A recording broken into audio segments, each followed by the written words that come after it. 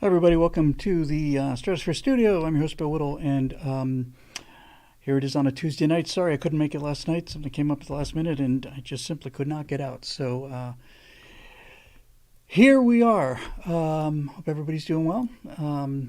It's a beautiful day in the neighborhood, that kind of thing.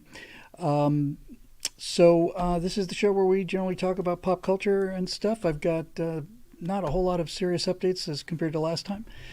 I've been giving this a great deal of thought. I've got most of it set up for the first of the Last Man in the Moon kind of things, and that optimism and that kind of, like I said, that kind of 1966 take on things is really feeling right at home for me. So that's just great. Thanks to all of you for the kind birthday words. And both Natasha and I appreciate that very much as always. So thank you again for that. It was a fun couple days for both of us, and that was great. Yeah. Thank you to all of you. Let's see. I should have pulled this up in advance, but of course there's a lot of things I should have done in my life. Let me see if I can find it without too much trouble here. Hang on a second. So I was looking at a spacesuit for this guy. Like I said, I didn't want to go too super realistic because I didn't want to eat into what I expect the colonies to be, and I wanted something that had a kind of a Major Matt Mason look to it. And I found something I liked actually quite a bit. Let me see if I can dig her up here.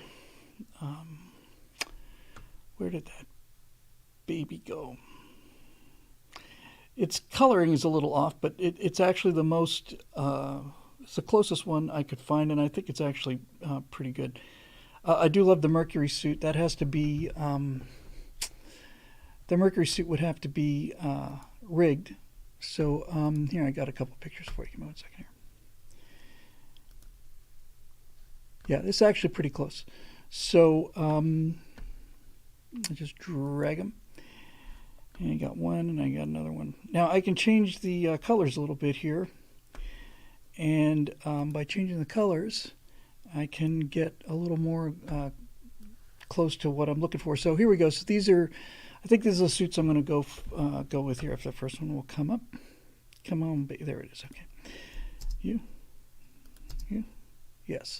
Okay, so this is what I could come up for, closest I could come up for the Major Matt Mason looking suit for Last Man in the Moon. So here would be the Major Matt Mason suit. The colors are not quite right, but what I can do pretty easily is I can go in and make those blue flaps on the arms and knees black, and I can whiten up his uniform. It's a little gray. I can just basically brighten that up a little bit. I'll lose the helmet, the stripe on the helmet, and I'm inclined to want to give it a yellow tint because the Major Matt Mason things had that yellow helmet, which I actually kind of didn't like, but there's that, or maybe we'll do like a gold or something. But the helmet's got that kind of small look. And especially on the shoulders look like the accordion stuff, on the action figures. So there was that, and then of course it comes in a couple different colors. So if that would be I wouldn't say Major Matt Mason because that's a copyrighted term. Don't lose the stripe. That's how they were told who was who for the Apollo mission, says Dave Big Booty. Yeah, I'll tell you what I might do as a compromise is I might put a number on there because that's what all the helmets used to have, like 1, 4, that kind of thing. So I think that's pretty good. And then because it's color, here's the same suit. This would be Sergeant Storm's take on it. There you go. See how we're making this thing happen here. So it's pretty close. And again, if we make the accordion stuff today, the gray stuff and the blue stuff, we turn that into jet black like it's rubber. I could probably change it into rubber too, come to think of it. Then I can take this. A lot of people saying, "Ew, it's orange, it's peachy." I can just saturate that and make it red and stuff. So anyway, I think this is probably what I'm going to go with because it's not too crazy detailed, but I think it looks certainly looks good enough. And I do like the tight fitting helmet on this a lot. Let's see if I can get a little zoom here. Apparently not. Let's try it this way. Now we'll have a better face in there. We'll have a better human face, but you can see the detail holds up actually pretty well. So I think I'll be getting these guys and should have a talking demo by next Monday. Fiery Waco says, how do you remember details like this from your childhood? My astronaut was played with for one summer, then had his arms pulled off and a firecracker placed in his butt. Well, that's actually no shame in that. Yeah, it does have a right stuff kind of look. The reason I like this suit a lot is especially because the helmet is small. It reminds me of the Mercury suits. Now I have a problem, and I don't really exactly know how to solve that just yet with this suit. And that is, and I have to check really, and I don't really know the answer. I'll find out the answer very shortly because we have a very smart audience. But this helmet is so small relative to the guy's head that I suspect that ring, the helmet ring, I suspect that is gimbaled. So that if the pilot turns his head to the left, I'm going to imagine that helmet rotates on that gimbal. And that could give me some trouble because I attached the helmet to the head. I don't think there's room for you to turn your head inside there. The Apollo moon suits for sure did not turn. There's plenty of room in there. Then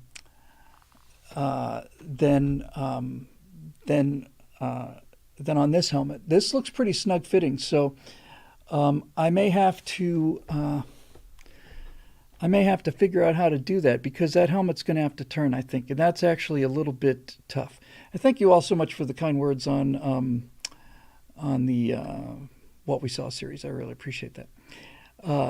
So there's that, and I really think that looks as close to Major Matt Mason as anything I've seen.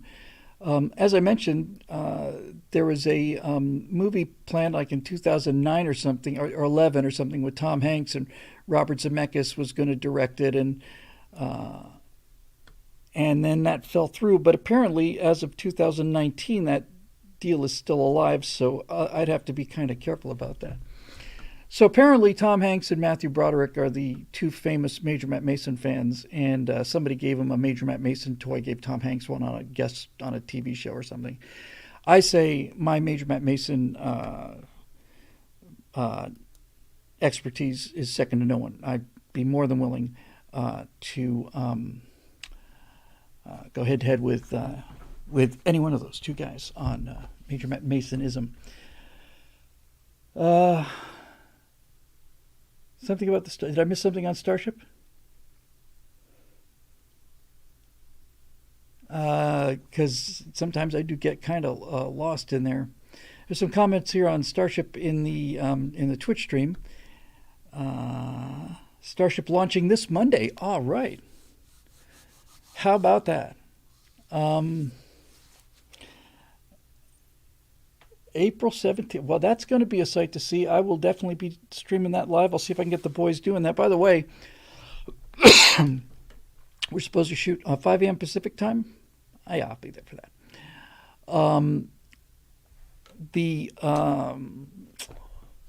Both Zoe and Scott are out of action this week. And I don't think we have ever missed a right angle or a trifecta in 14 years. So I've got Steve wondering if he can find some sort of extra guest or something. But I am, if we have to do a bilateral, just the two of us, then that's what we'll do. But right now, we're supposed to shoot that today, but Scott is in South America visiting his new family. And adorable baby pictures were sent. So that's that. And sure would be nice to see what happens with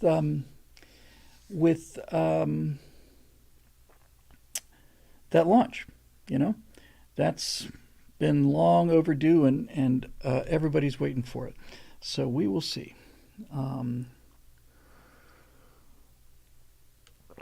No, I can't ask those guys.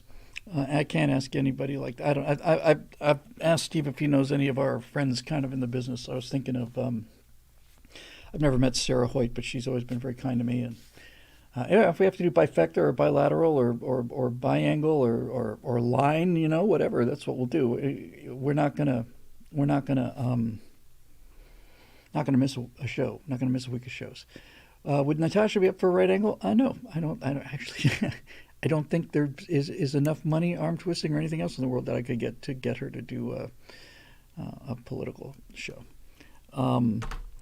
So I'm sure we'll figure out something. By the way, in order to fill the gap for the shows that we're supposed to have tonight, the members only right angle show, I did something I've been threatening to do for quite a long time, and that is I put up one from the vault. In fact, I'll play it for you because it's 3 minutes. It's only 3 minutes. It's done in 2017. Not many people saw it. It's from a series I did called We the People version 2.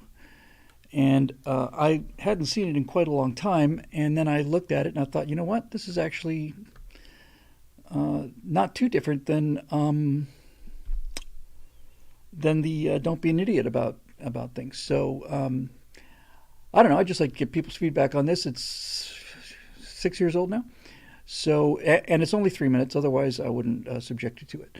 So this is the first of the From the Vault series in terms of me grabbing old content and sticking new commercials on it and rerunning that baby and selling more soap. So here you go. 3 minutes. You can tell me what you think. It's a 5-part series on money, socialism, capitalism, government, and corporations. The first one is money. Nobody knows what money is, so here's money. There was money.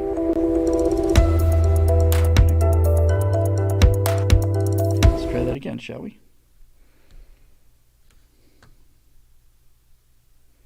It's very strange. That's not it. I'll try it again. Everybody be cool. Be cool now. Because that should have just dropped right in there. Give me 1 second. Oh, how about this? Why is it doing that? Okay, hang on. I'm sorry. That's just weird. I just dropped it in there, and then the second I moved the mouse, it just dropped away. Everybody just be cool. Hang on 1 second here. I know this is tedious. I'm a tedious guy. I want all of you guys to go away. Just go. Leave me. All right, third time's a charm.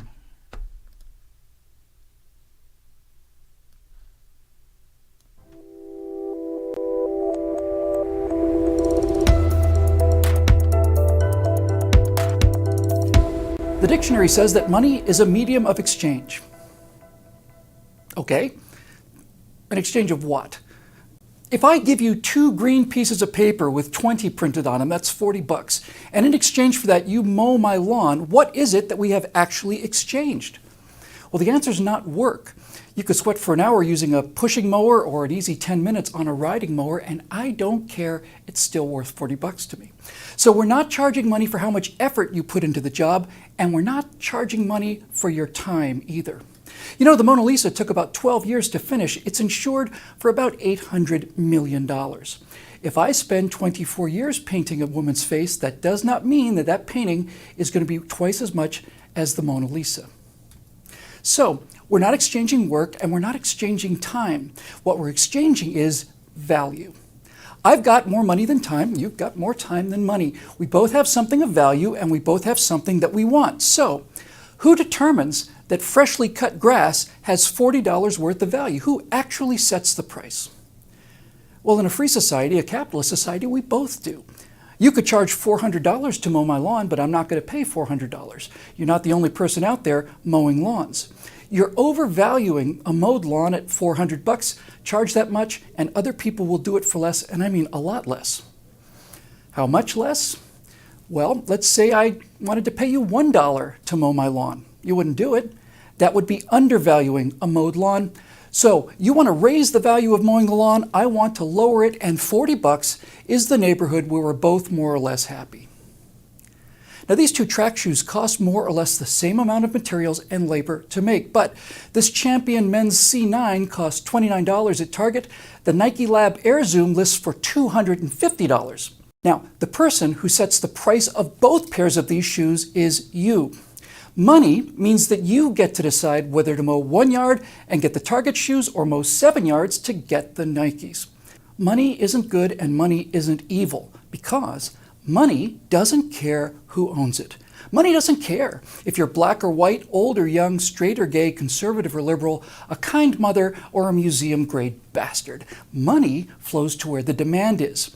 In a free market, in a free society, the person who decides what is in demand is you. And in a capitalist country, the person who gets to decide where to exchange the stored value of all of those lawns that you mowed is you.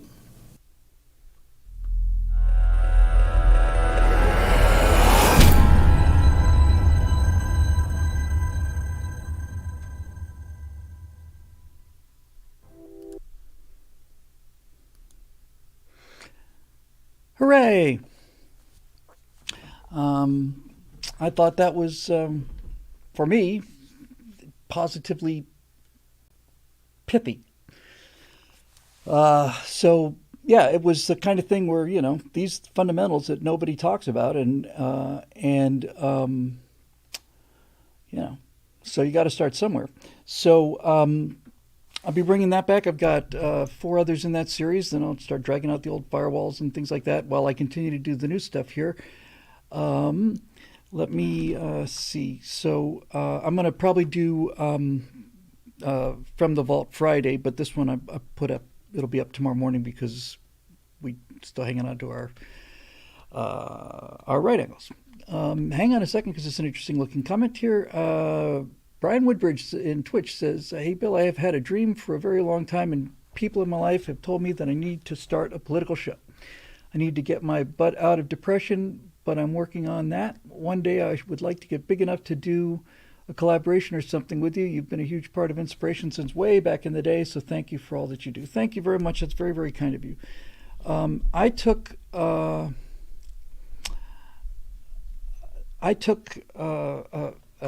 I thought it was an interview actually with a guy named Space Luchador.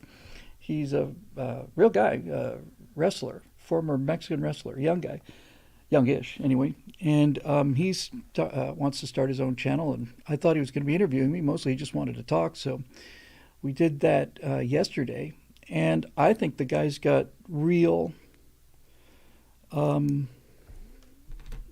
real talent. He's just, wants to talk about relationship stuff and some social commentary, mostly about manhood and stuff. And I said, dude, you are a wrestler. You inflict violence for a living. That's about as manly as it gets. So the point of all that is, Brian, is that you really kind of have to start doing that and building it from the ground up. Air Techie said, would he do the show wearing a Mexican wrestler mask? As a matter of fact, yes, he would. And I said, I think you've got a good opportunity here to say some things with the mask on and then take the mask off and say some other things. Because in a lot of ways, he's really primed for what this is today. It's a different world today. It's about authenticity, but it's also about having some kind of a hook, some kind of something to grab your attention. Lots and lots and lots of people talking about things, but really, it's rapidly becoming the era of the hook. His wrestling name, I think, is Space Luchador. And he's doing something where he's thinking about being a Mexican wrestler in space, and he's got a spaceship and flies around and does all the other stuff. He too wanted to start with a collaboration thing, and I said, look, I got to get this first man on the moon thing established, first of all.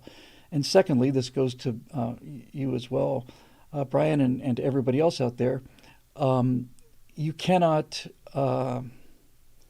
you can't shortcut your way around that, building the audience. And as I said to him, is it Astro Luchador? Anyway, as I said to him, it's actually really fun. I remember so well during the eject days, I'd write an essay or something, I put it up there, and I'm checking the hits every 7 or 8 seconds. Most of those hits were me just checking hits. And you get 200, 300 views, 1,000 views, 2,000 views. Then Glenn Reynolds will get a hold of it, and all of a sudden you get 60, 70, 80,000 views. And it's just such a rush, It's just such an incredible rush. And there's no way around that. So, you just need to love the process of watching it grow.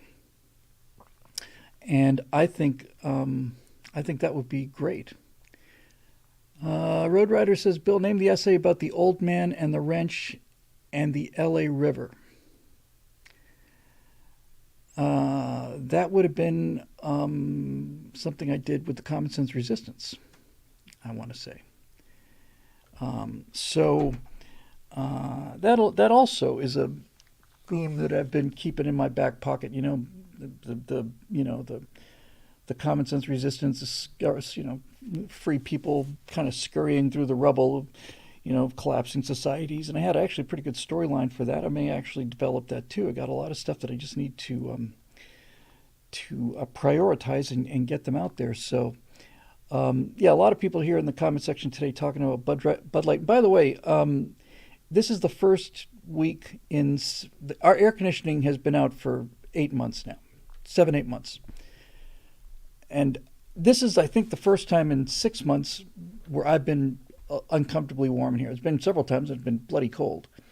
But they're supposed to come and start fixing it on Thursday. So I don't know. I may have to hit the air conditioning, which of course sounds like the deck of aircraft carrier with those fans blowing. But I think I'm actually going to have to do that because it gets a little toasty in here. Okay, thank you, Marusha. That's very kind of you as always. Here we go. Here it comes. So this is kind of pop culture. This is about the only thing I have to talk about. In terms of pop culture, we'll do Stress Free Lounge on Thursday as usual. And that's, of course, the giant Bud Light disaster. They found, for those of you not up on the story, Bud Light has made apparently the biggest marketing faux pas since New Coke.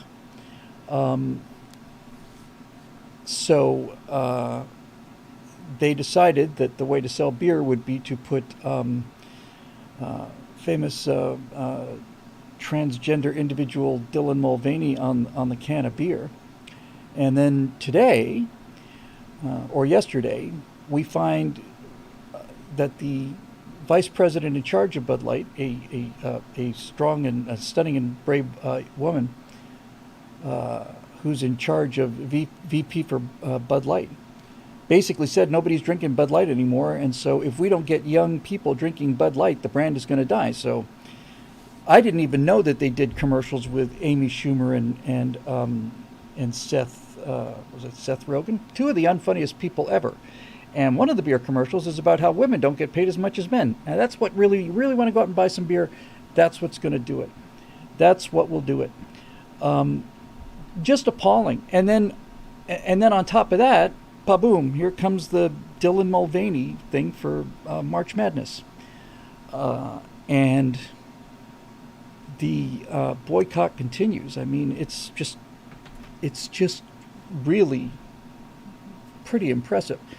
The Budweiser lost $4 billion in market cap, I think. Hey, everybody, and hello there in South Haven, Mississippi, sorry. Missouri. There's so many M's. Forgive me. MS is... MI would be... See, Michigan, Mississippi, Missouri. MS is... So I probably got it wrong. It's not Maine. Vicksburg, Mississippi. Thank you. Okay, got it. All right, there we go. So anyway, it's been it's been a catastrophe for them, and uh, and this is good news. You can't They cannot smash through that wall of reality. I was going to call this next one I was working on breaking the truth, but I actually think I'm going to call it the truth cannot be broken. It can't be broken. And actually, since their market share was declining prior to this woman getting her woke hands on the thing, I believe she's been fired, which is actually kind of amazing when you think about it. But I actually thought, if somebody gave me Bud Light now, like today, what would I do with it?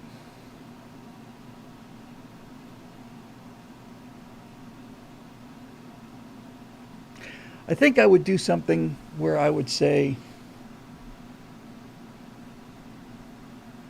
I'd have something represent Bud Light, maybe to be a beer, maybe to be animated beer, whatever it is. It'd be something representing Bud Light, and I would go right at it, and I would say, yes, we made the worst commercial of all time, but I'd like to point out that I was drunk when I wrote it. I was just completely buzzed. Me and my buddies were just out there kicking back and thought it'd be a gag, thought it'd be hilarious. Turns out it was $4 billion of hilarity. And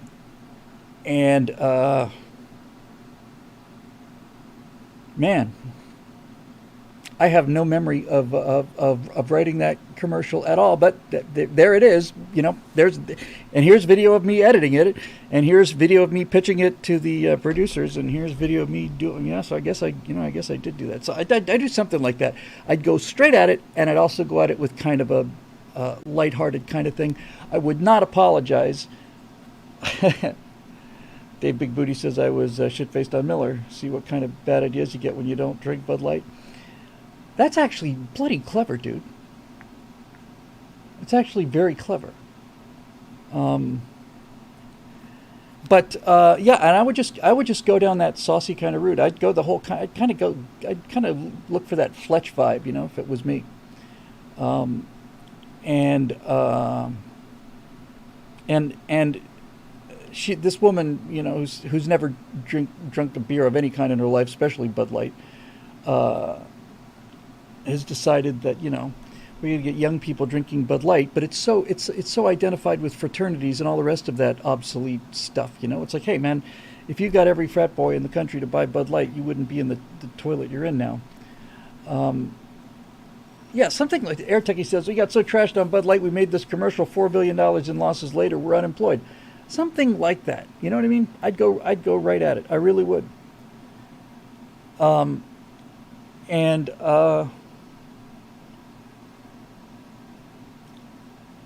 I might even hire Dylan Mulvaney if I was trying to save Bud Light, where after this mea culpa kind of a on-camera apology, explanation really, I'd be walking out the building with my head down, and just like shaking my head like, what the hell was I thinking?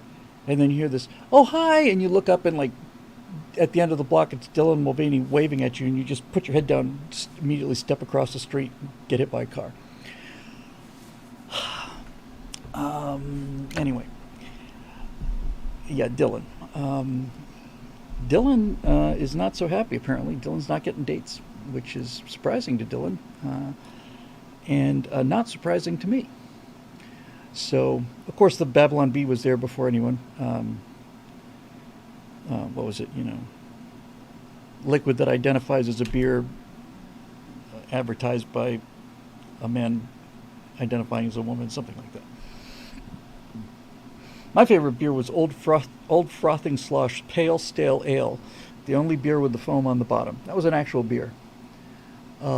Yes, I've heard the thing about how American beer is like making love in a rowboat, or it's like sex in a canoe. Yeah, heard all of that. And people are mailing the buds back. So look, this is something to celebrate, right? It's not even the success or the loss of revenue or any of that stuff. It's just that people went too far People just said, screw it, we're out, we're done. Beverage pretending to be beer hires man pretending to be woman as spokesperson. Yeah, that's it. So, anyway, yeah, and by the way, I was thinking of I think Jeremy must be in England now, because if he's not, we would be hearing about Jeremy's beer already. So, have I seen the Wonder Studios CGI characters video replacement? No. What is the Wonder Studios CGI character video replacement? Is that a thing? Can somebody tell what does Gorn drink? He drinks human blood, obviously. I mean, silly. God, you guys are going too fast today here. Yeah, Pabst Blue Ribbon. The thing I remember about Pabst Blue Ribbon PBR was, if you had a little bit of money, you'd buy like a 6-pack of something decent, and then a bunch of 6-packs of PBR, and you would drink the decent stuff first, and then after you couldn't taste much anymore, then you would start cruising through the PBR. I'm curious to know what this Wonder Woman thing is. Second time somebody's aimed that at me for today.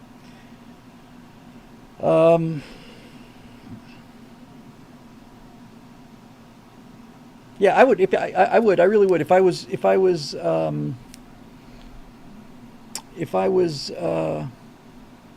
Whoops.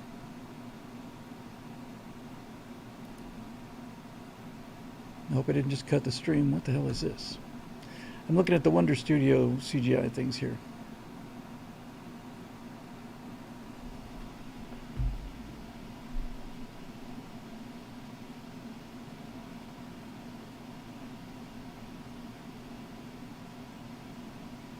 What the devil?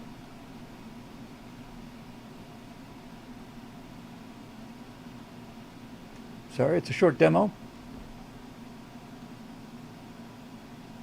Okay, so you got motion capture, you got a guy, you get back guy. So, tool animates, lights, and composes CG characters into a live action scene. No complicated 3D software, no expensive production. All you need is a camera. Well, now, isn't that interesting?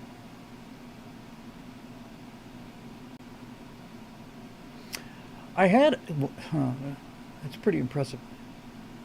I mean, I don't like the model, but wow. I'm sorry to be talking about something that none of you else are watching, but basically what they've done is they're introducing a CG character into live action video, and it's lighting the CG character perfectly, and all the camera motions match, and wow.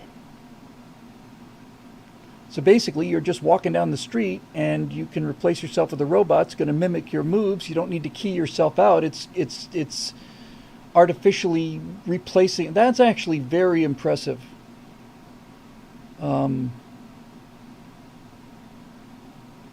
right, well, that's something I'm going to have to take a much closer look at later, when I don't have, literally dozens of people watching while I'm watching. But it's fun to talk about, so I'll just go at that a little bit. Then I'm going to get to questions. By golly, I've just decided it's question time. Okay, so what I just saw was not a traditional computer animation. It was AI, and we're at the point now where it's beginning to look like it's entirely possible that the road that we've been on is. And when I say we, I mean me and everybody else. The CG road, the computer graphics road, the frames per second road, the how accurate can we get a digital model to look like a human mode, the motion capture suit mode, all of that stuff may be obsolete. We may be at the point now where just raw computing power does all of that. Just does it, right? You don't have to. If what I saw was what I saw. You don't have to rig characters. You don't have to do anything. You just give it a picture, and then you just go walking through the scene, and it will replace you with whatever you want.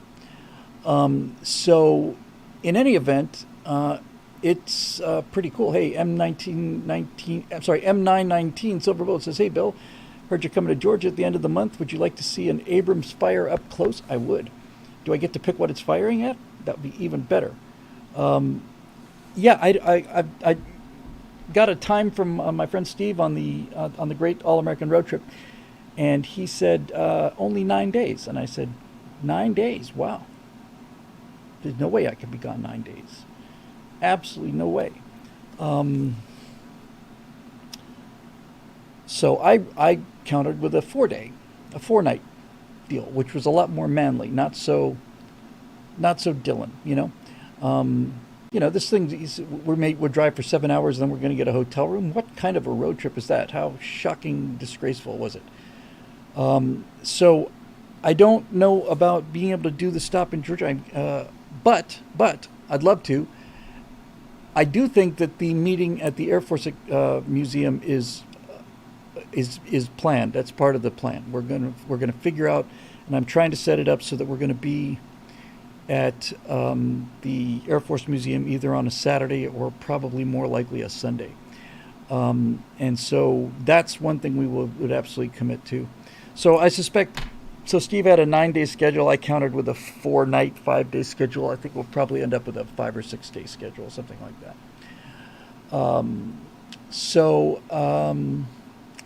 Yeah. So that's that. So I think I'm going to pick up some questions here and do all that other stuff. But yeah, that was absolutely fascinating. That video was really pretty remarkable. I want to make sure I've still got it here.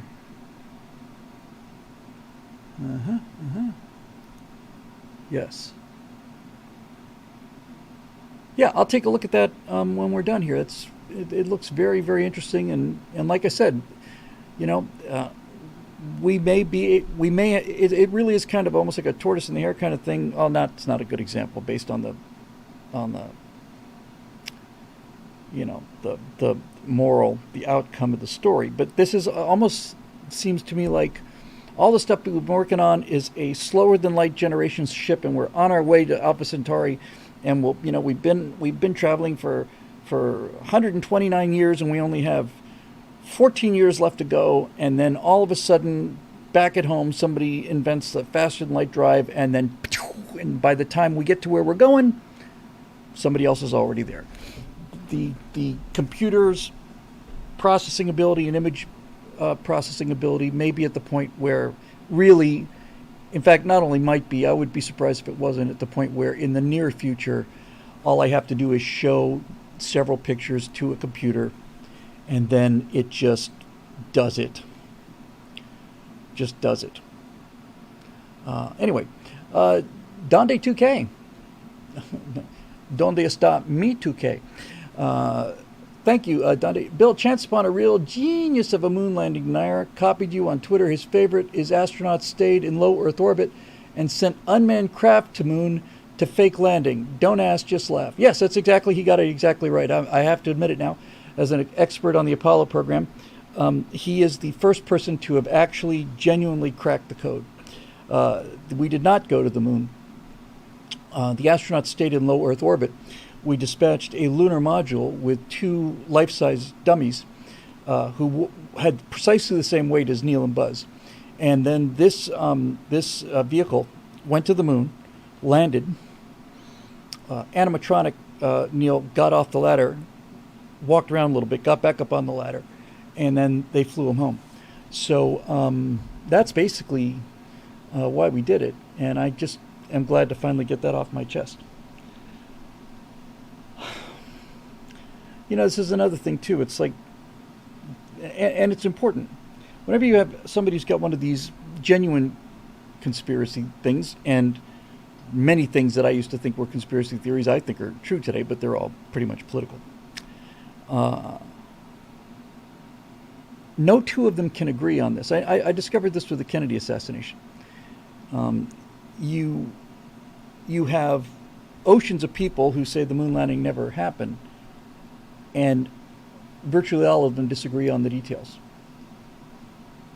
And the people who say that it did happen, we're all in complete agreement on the details. Walt Disney himself designed the animatronic Neil Armstrong. I have at home, I've been threatening to bring this in forever. I have at home at least a third of the total sketch comedy show that I did in 95, 96 in University of Florida. And we wrote a sketch called Conspiracy Week in Review. And there's 4 of us being interviewed by a 5th guy. And each one of us comes out with our, talking about our own favorite pet conspiracies. And then the ball starts rolling, and we're just kind of riffing off each other back and forth and so on. I got to bring that in and show it to you. Because that was really fun. One of the theories was that we're breeding Bigfoots at Area 51 because only Bigfoots were capable of withstanding the intense radiation needed for a lunar mission, and that there were 2 underground bases built on the moon by the Walt Disney Corporation, codenamed Mauschwitz and Dachau. And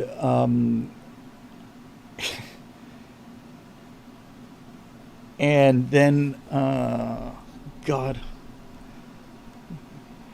we had Operation Kinetic Wheelchair or something like that. It was actually hilarious, and I had a lot of fun with that.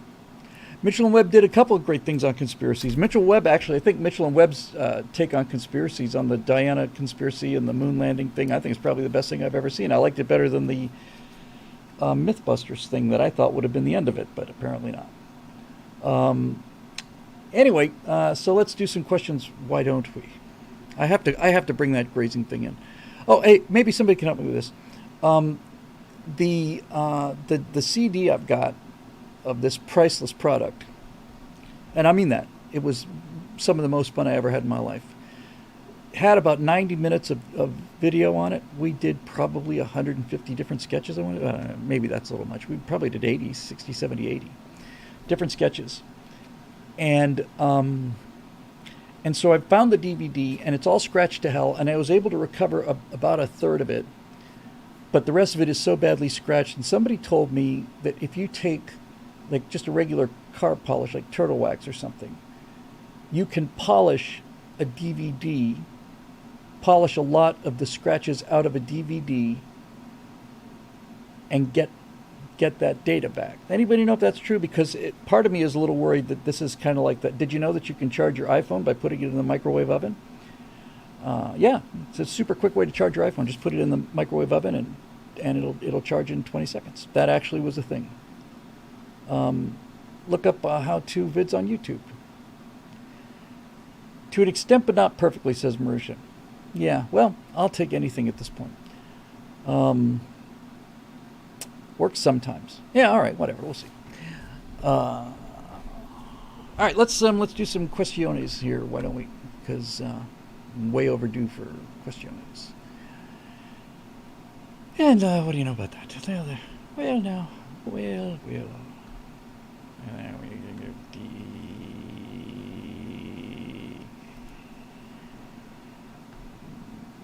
Mrs. Torrance. Come on, you bastard. I'm going to have to put on my cogitation spectacles here.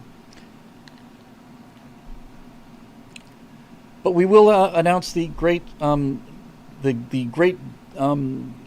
road trip extravaganza. And that'd be fun if we could turn it into a convoy or something. That'd be pretty wild. But it'd be great to meet everybody at the Air Force Museum. That'd be bitchin', as we might have said back in the day. Bitchin'. Stress for lunch questions and more. Thanks once again to Henry and Marusha and everybody else for doing so much of the curating of these things. Here we go. All right. And also, Jacob, thank you. Okay, here we go. Let's get some content out there. Why don't we? Hail Bill, hail Jacob, if that is indeed your name. What are your thoughts on artistic self-censorship? When do violence, profanity, and sexuality cross the line from necessary to gratuitous? How do you navigate this as you construct your own narratives? What a remarkably astute question. that is a profoundly interesting question, and and it's a especially difficult question for me, not just me, but for people in my area of the great Venn diagram of life.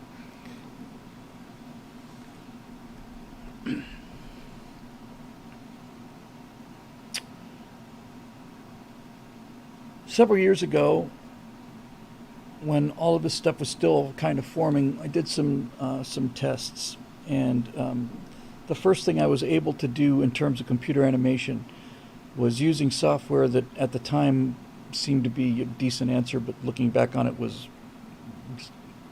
complete dead end. And it's called DAZ 3D. Get it? Dazed.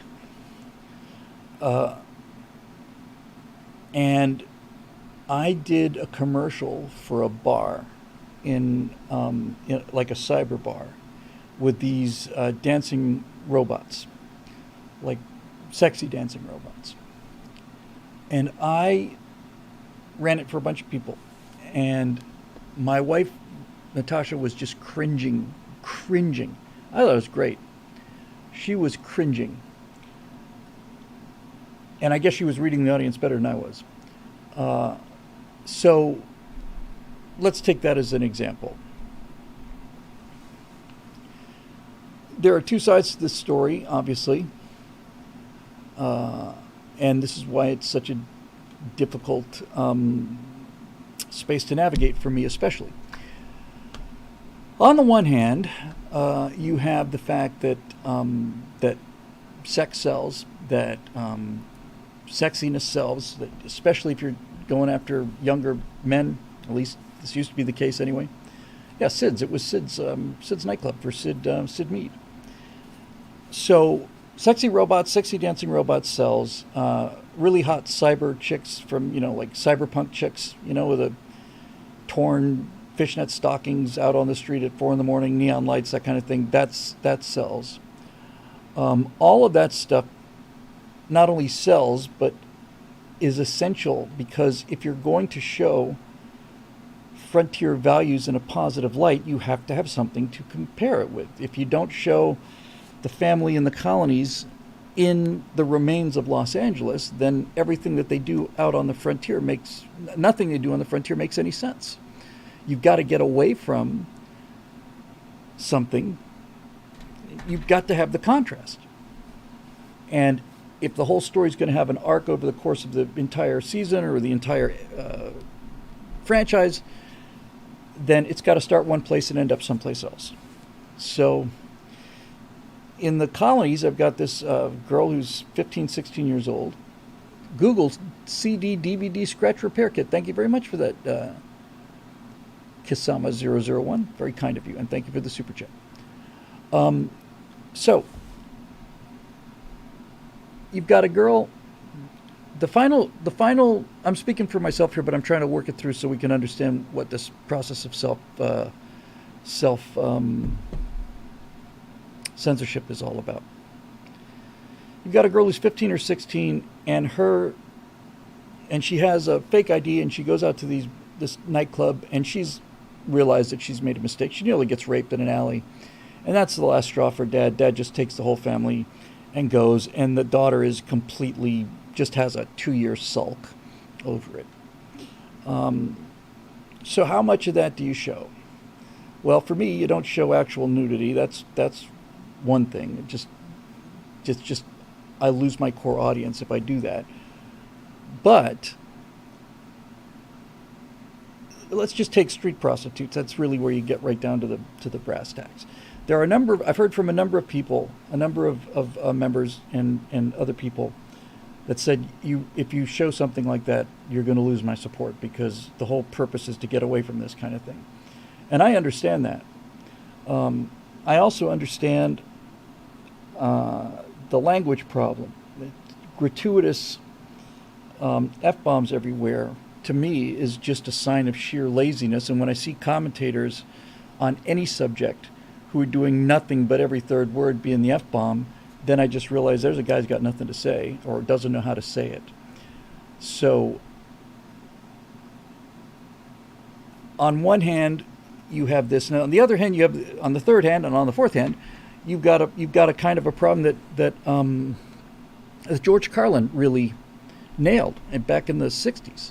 When he was talking about the 7 words that you can't say on TV, he said, you can't really have a scene of a bunch of motorcycle gang guys, a bunch of Hell's Angels, and one of them pulls over and says, "Excuse me, I've got the tinkle now." It just doesn't work, It doesn't work, and you can't have like special operations guys speaking the way that those same guys would speak at a Thanksgiving dinner table. I found, in my experience, the Special Forces guys that I've been privileged to meet were not, in any of the social situations, I didn't hear them swear at all. But I know for a fact that when they're out there and things are going, they got other things to worry about than censoring their own language. So my take on it would be something somewhat akin to the rating system, right? I don't know exactly how many F-bombs you can get away with and still be PG-13. I think all of these rating systems are obsolete. I'm not saying they're a bad idea. I'm just saying that movies are, as we understand them, are done. But generally speaking, I've found that on those occasions when I've been forced to cut that natural cursing that I'm inclined to want to do, that you really don't lose much, but at the same time, there are times when there is nothing other than the F word that makes any sense whatsoever for the kind of people that I'm going to be writing about. Right? I mean, it's just that simple. And so, yes, you can certainly overdo it, and yes, it can be gratuitous, and then if you do that, then you simply lose, the good part of your audience. But the good part of our audience is not the part that needs the work. On the eighth hand, if you don't have a certain amount of swearing and a certain amount of violence and a certain amount of sexiness and all the rest of it, then you've essentially got a church movie. And while I have a great deal of respect for anybody who makes movies of any kind, if it looks and feels like a church movie, then you haven't accomplished anything. So on some level, the nudity and the violence and the language is a form of camouflage that gets it into, or gets it in front of an audience that is used to nothing but that. And so I think really what it comes down to is, to answer your question on this as best I can, is that there would be 2 criteria. Number one,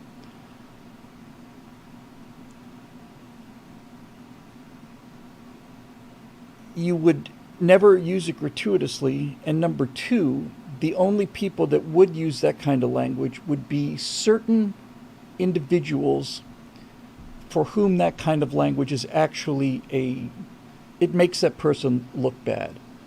When they did the first season of Picard, I only saw the clip, and Picard is in there for his weekly emasculation sessions, and he's sitting there opposite this boss bitch Starfleet Command Admiral, and she turns to him in a Star Trek show and says, "The sheer effing hubris of it." When I heard the F word on Star Trek, I was not impressed. I was appalled. Right? They don't swear at Starfleet. They don't. And that's one of the things I liked about Starfleet, is that they're just not those kind of people. So when you see that, it's like, oh, look, we have millennials or Gen Z or somebody's writing this stuff, and this is what they think is authentic, and this is what they think the military is all about. Everybody's swearing, and everybody's, you do what I say, goddammit, and I'm going to blah, blah, blah, blah, blah, blah, blah, that kind of thing, right?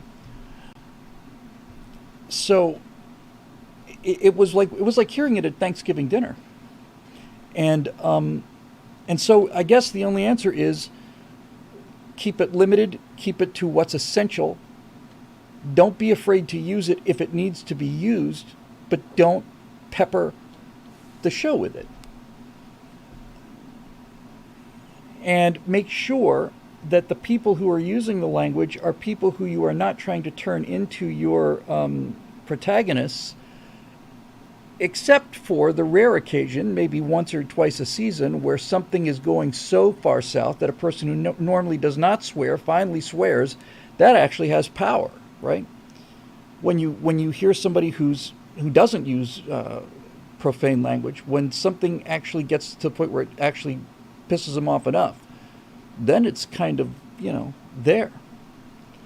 But one of the things, actually, we were just talking about the road trip just a few minutes ago. We were talking about, Natasha said you should just leave a camera on. I said, yeah. And one of the things that concerned me about that is the guys I would be going with, all three of them are not nearly as prone to profanity as I am. And Colonel Angus says the worst part of the Navy was sensitivity training. We cussed when sentenced to that. Yeah. See, this is the thing, right? Don't abuse the privilege, says Sad Wings Raging. Yeah, so that's really it, right?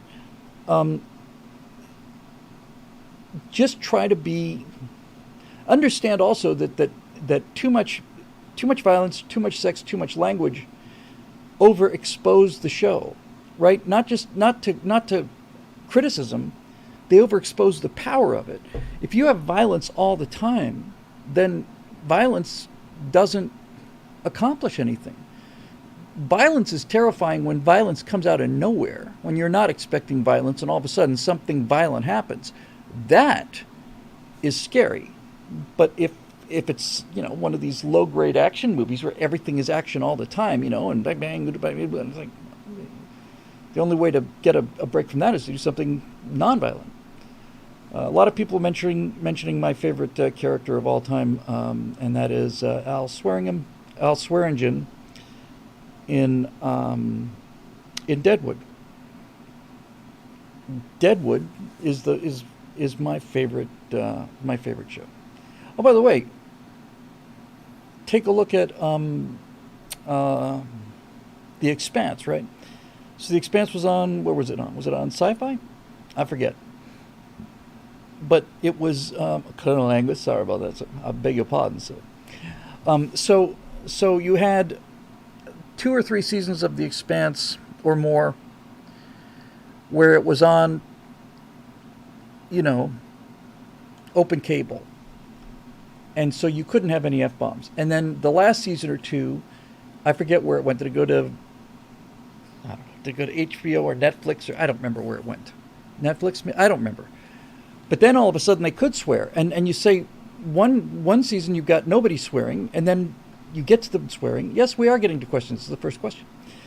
And it's like, where did all this come from? And then you realize now people are pouring the F-bombs in there just because they can, right? And it's just weak. So keep it. What you want to do is you want to put enough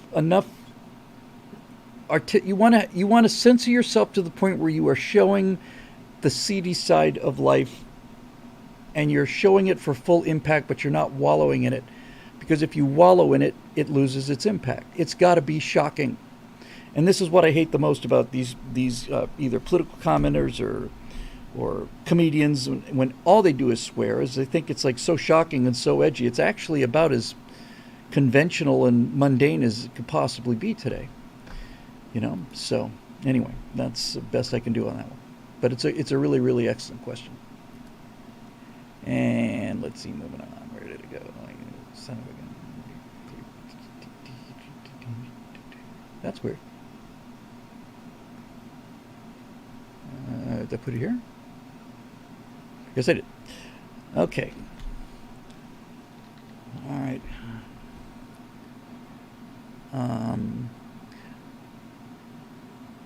Okay, so Eric Blake has a pitch, and it's kind of long, and the next one's a little long too, and I can't really do a pitch. I can read the pitch, but I can't really answer a pitch. I can answer a question.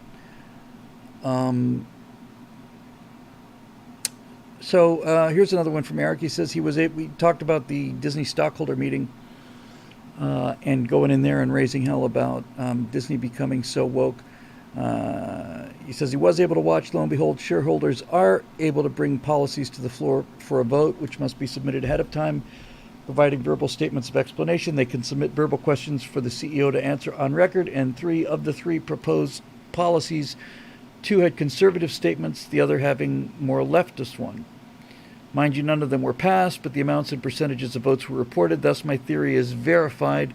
Were conservatives en masse to follow Elon Musk's lead and buy up on Disney or any company originally founded by our side, when we achieve a voting majority, we can in fact push them into accountability.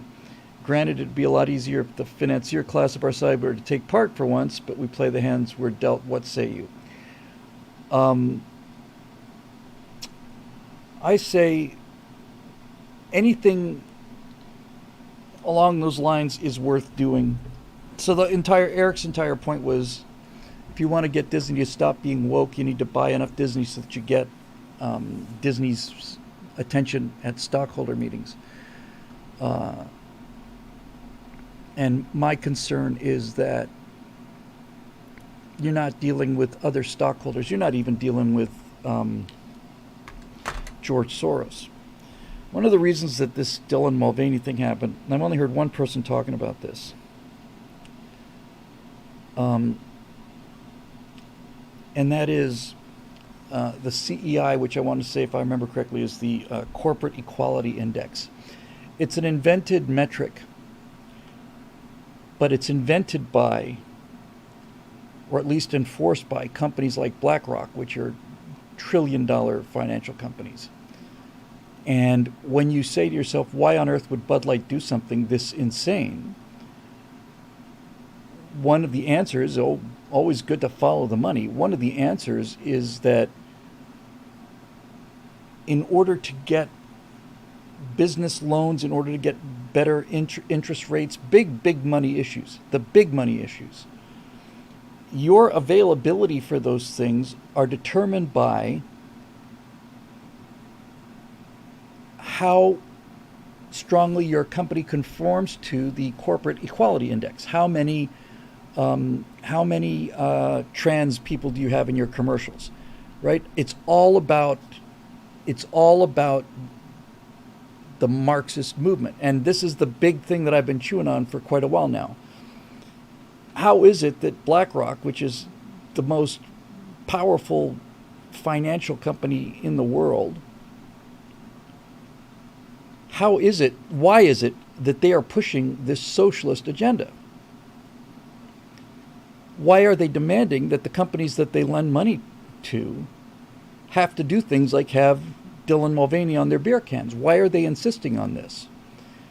And I've come to realize that at this point now, this idea of, well, you're a socialist and you're a capitalist and you're both pulling for the same level of control, is those terms are meaningless at that level. They don't care about the labels, and they don't care about the process. What they care about is absolute control. And so I think the people who are making these decisions at BlackRock, look, BlackRock is not a socially aware company. BlackRock is as predatory as any company ever, and I have no problem with that particularly. So why are they pushing this equity agenda? They're pushing it to undermine the essence of the United States, because the middle class, the American middle class, is the only thing that stands in the way of world domination. It's really become very clear to me. That's it. That's why you have these weird alliances. That's why you have the government, which formerly used to be against big business in all its forms. Now the government is saying, we're going to pass a law that says you must buy Pfizer products 4 times or 5 times a year, because we said so. That's the law. And you say to yourself, aren't these people supposed to be opposed to each other? Used to be, but not anymore. Now they realize as long as they all work together, they all get the world that they want. And the world that they want is ruled by elites. That's it. So it's that simple. It's ruled by elites. And anything that destroys the independence of the American family which is the basis of the American middle class, which is still the largest property holder in the world, anything that they can do to destroy that is in their interest, and they'll do whatever they have to do that. I've often thought, the CCP says, Eric says it has BlackRock by the balls. Maybe. I don't think that I think that they're all, that's a great example. So why would a financial company like BlackRock, why on earth would they be allied with, rather than competing with, the Communist Party, the Chinese Communist Party? It doesn't make any sense if you think about it, right? Here's this capitalist money machine, and here's this ideological, theoretically, people owning everything, totalitarian state. They both like each other because BlackRock likes the amount of social controls that the CCP has, and the CCP likes the fact that BlackRock makes the kind of money that allows them to enforce these kind of social controls. It's all about control. It's all about power over other people. And all of this stuff is just, in the course of the last, since 2008, all of these forces have become aligned. There's a significant number of people, I hope not the majority yet, but I wouldn't be surprised if there were, that joined the FBI because they believed in law enforcement and defending the Constitution. The FBI now is the intimidation branch of the multinational, global super government. I saw it, Mershon. So when you see things that don't make any sense, like why would Bud Light write a commercial like this? It's like, why would the NFL back Colin Kaepernick? Why would the NFL not just say, hey, to hell with you? The NFL knows who its customers are. The NFL knows that this doesn't play with the Americans who watch football. And the NFL also knows that the woke people that want this taking a knee, I know this is 2 years old, but the example still holds. The NFL knows that the people who are in favor of them backing Kaepernick are not people who watch football.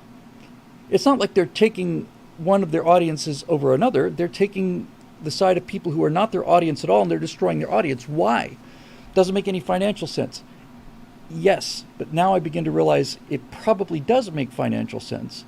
It just means that their visible revenues are taking a hit. So you've got this protest stuff, and the number of people watching NFL games goes down dramatically. Okay?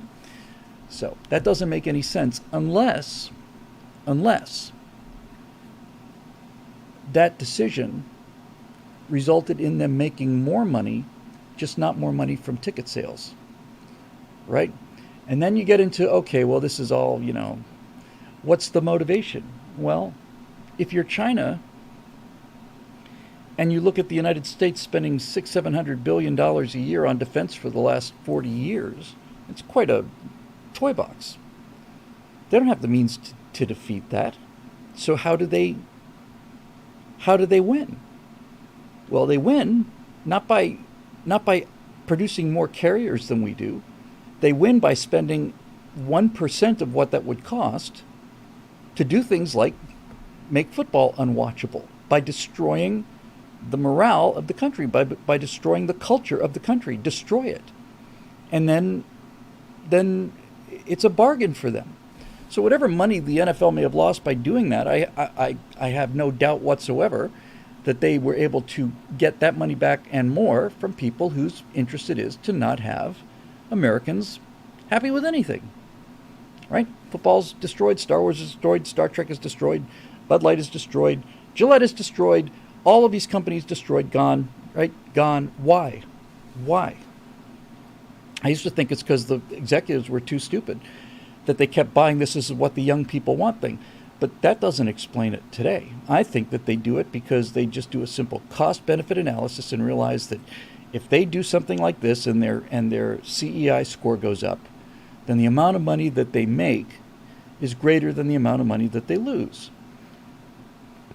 So, there you go. None of these systems, all of these systems are hybrid, right? I mean, BlackRock is not is not a free market company. The Chinese Communist Party is not a communist party. It's all about hybridization, that really the only thing these things have in common are the ruling elites. You got guys like Biden who are making all this money from China. Why is he in it? He's in it for the money. He's a grifter. There's no question about that, I don't think, at this point, Certainly his son is. He's real tight with his son, and the big guy's got to get his cut, so I don't think there's any question about that. So you have all of these different motivations. Why is Justin Trudeau a member of this red team? Well, Trudeau is essentially a decent-looking, rather dim guy whose father was prime minister and who was raised around power and wants power. And World Economic Forum told him that they'd get him elected, and they did. So then a couple years ago, or whatever it was now, a year ago, they have to call in that marker. There's a bunch of people, a bunch of truckers, real actual truckers, real honest Canadian citizens who are waving Canadian flags and coming to the Capitol to protest this totalitarian policy that we've told you to enforce. And so now you need to pay the piper and go out there and shut him down. So he did. A lot of people saying his dad is Fidel Castro. I think it's absolutely true. You see, his mom was in love with Fidel, because Fidel was a man of the people. One of those man of the people who took all of the money from the Cuban people, robbed them blind, made cab drivers pay $400, $500, $600 a month, American, just to have their taxi licenses. So if they work 24 hours a day, they can make a little bit of money. And Fidel Castro dies with $800 million in his bank account. These kind of people. They're all horrible people, and they're fueled by people who are not horrible. They're just unbearably naive and what's the word I'm looking for? And who lack any sense of self-confidence, any sense of character. They go to the useful idiots with, if you believe this and do this and say this, then you'll be a good person. You'll be a smart person. You'll be a virtuous person. If you don't do and say these things, then you'll be a horrible person. And so the evil people lead the stupid people, and the rest of us sit here and wonder why the hell we're losing to evil and stupid. Because we don't recognize it for what it is. We just think they're people who disagree with us. No, they're not. Trudeau's the perfect example of this, and so is Gavin Newsom. They're just. Oh, my brother, by the way. I hadn't heard it before. He didn't come up with it. Somebody, my brother told me that sent me something about Newsom, and he referred to him as His Royal Highness. I thought that was a really great name. Yeah, fentanyl. Type don't think says. Yeah, fentanyl. It's killing people in our inner cities. It's killing people everywhere. Where do you get the chemicals for this? China ships them in through Mexico. You can't have fentanyl deaths without China supplying the chemicals and Biden allowing these chemicals to come through the southern border. That's where it comes from. You know that the country is not being... You know that there's something fundamentally wrong when you look at how far gone the President of the United States is and nobody does anything about it. That there's not a screaming panic. And thank God for Sky News Australia, because if it weren't for them, honestly, their take on things is just... Ladies and gentlemen, another episode of Here's the Leader of the Free World. So, there it is. Anyway, he's a proud member of the World Economic Forum, Justin Trudeau, and I have no doubt that Gavin Newsom is. And the people that have appeared at Davos include George Bush, Al Gore, needless to say. He's probably got his own upholstered special seat. And virtually everybody, even the people who you would like to believe in, though not everybody. And when Elon Musk didn't go, that made me feel a lot better, because if he had gone, I would have been just, you know, they're not going to win.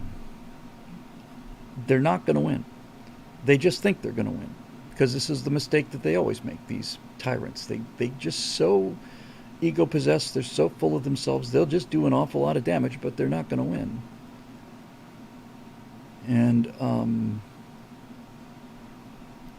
And that's because these super smart people are too stupid.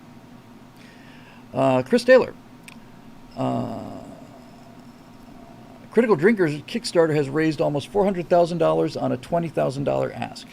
How do you think the demographics for your Last Man on the Moon or A Dear Moon, What We Saw, would overlap with potential The Colony's Kickstarter donors? The Kickstarter and crowdfunding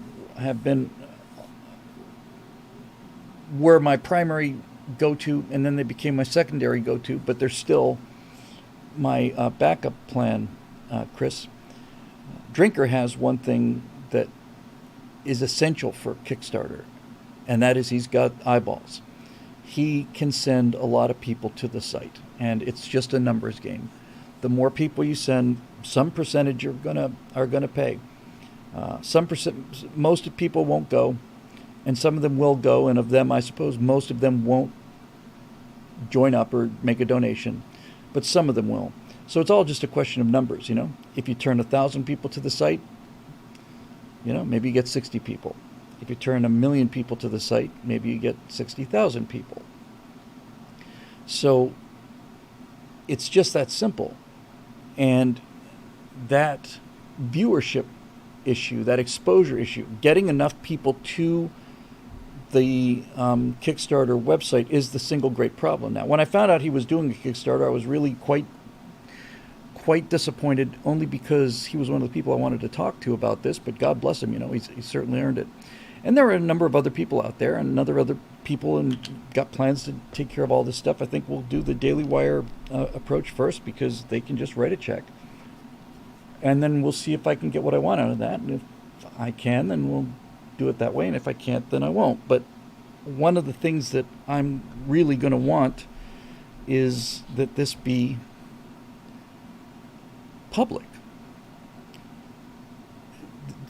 I mean, you know, look at this guy over my shoulder here. I mean, it was a real epiphany. You wouldn't think something this obvious would be so hard to figure out, really. But it really was quite an epiphany for me when I realized that the reason I love Star Trek so much is because it was free. Right? It was free. I never had to pay to watch Star Trek growing up. It was free. And it permeated the entire culture because it was free. And I think that kind of a brand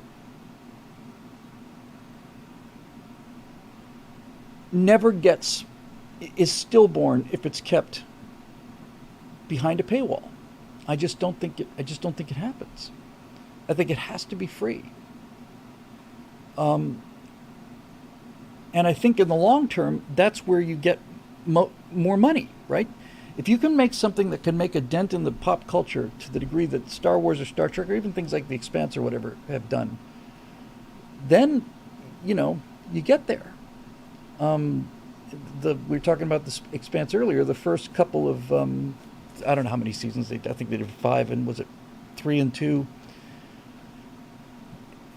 I don't think that show would have ever gone past the first season if it was all on Netflix. I just don't think it would have generated enough interest and enough of a crowd. But by the time that they canceled it on whatever it started on, I guess it was Sci-Fi, then there was enough of a ground rush for them and enough of a letter writing campaign for them to say, okay, probably get enough subscribers if we bring the show to Netflix or whatever for another 2 seasons. And boy, you want to talk about a show that just ended by falling off a cliff. So to me, Daily Wire has to have stuff behind the paywall. That's how they pay their bills. But now there is the answer right there. Capichinato lands the kill shot for this whole argument. Perfect. And in the Twitch stream he wrote, Unreal is free. That's the way to win. That's the way to win. Unreal's business strategy is, I think, the absolute way to win. For those of you who aren't familiar with it, Unreal Engine is the premier game graphics engine, right? You're going to make a computer game. Most games, especially now with Unreal 5, are made with Unreal Engine. You don't have to design things from scratch. It's just an extremely powerful piece of software that does an awful lot of the work for you. It does all of the hard work for you. Now you just have to be an artist. It just, you put in the character you want and you animate them, and the lighting and everything looks great. So it's incredibly valuable software. When I started in 3D in 1992, the only software that was really out there was 3D Studio, which became Max and so on. Lightwave came along a little later. 3D Studio at the time cost $300, $400, $500. That's beyond belief for me at the time. I bought a pirated copy of 3D Studio version 2, and I want to say it cost me $150, which was a ton of money for me. And I had to make 2 phone calls from payphone booths to meet the guy who was going to give me this pirated copy. You know, I mean, it was like a big old drug deal. He's got, honest, I'm not exaggerating, it was some 48 of those square floppy disks, something like that, to install it. And so it costs a fortune to get in, and every time you'd upgrade it or whatever, it costs a fortune to pay for. It's expensive software. Even today, it's expensive software. And so their attitude is, well, we've got terrific software, let's charge people for it. Okay. And then along comes Unreal, and Unreal says, we're going to make this software free to everybody. How does that work? Well, it's real simple. They know where their primary revenue for their product is, and that's video games. So the license that you sign when you download, that you electronically sign when you download Unreal Engine, you get your hands on the most powerful graphics engine and the most powerful storytelling tool on the planet, and it costs not a dime. And the reason for that is that Epic Games is visionary enough and farsighted enough to put together this business plan. We're going to let everybody have this. Everybody. 99.9% of the people who play around with Unreal Engine are not going to make a dime off of it. We're not even going to try and charge people who make Unreal movies, because if I make an Unreal movie like The Colonies or DS for Dungeon or whatever, it's just advertising for their product. If I make a computer game, however, using Unreal Engine, and that game sells, then Unreal Engine gets a percentage of the sales. And that's where their business market is. And it's brilliant. They had one of the digital sources, you know, you've got to buy digital assets. You've got a rendering engine, that's great. You can render what? You can render nothing. You make a sphere, put the sphere in there, now you've rendered a sphere, congratulations. So you have to buy 3D assets. Unreal has a store, they get a percentage of that. They don't make most of that stuff. Most of the stuff is third party, but they take a piece of that, but that's not where their real smarts are. There is, what's it called?